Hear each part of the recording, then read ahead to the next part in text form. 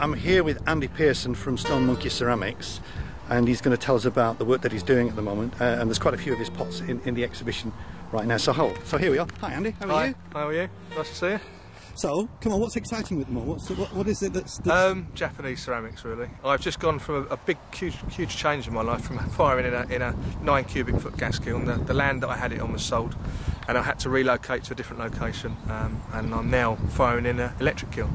So all the glazes and the firing that I used to do in a reduction firing a gas kiln I can no longer do, so I've had to come up with some new glaze recipes, some new ideas, and formulate new glaze recipes to fire in an electric kiln. So what sort of colours are we getting?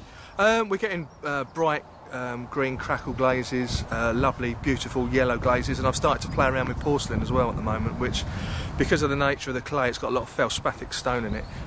You get a really nice subdued matte colour. So a glaze that works well on a normal stoneware body, on a porcelain body, is completely different.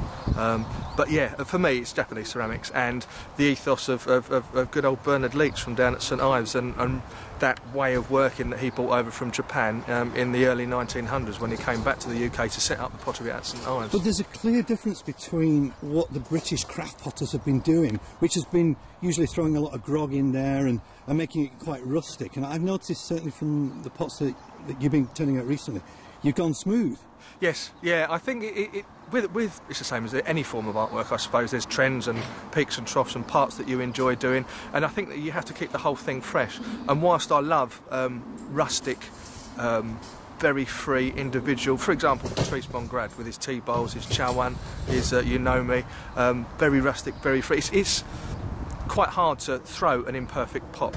You have to go through a procedure of making a perfect pot before you go back to being a child again and throwing something that comes from here and not, from your heart and not from your head, and not actually think about it. Think with your hands and not with your head, and just let what comes out, you know, it will come out what's natural. I think that's great advice. Well, thank you very much. Thanks, so nice to see you. Thanks very much.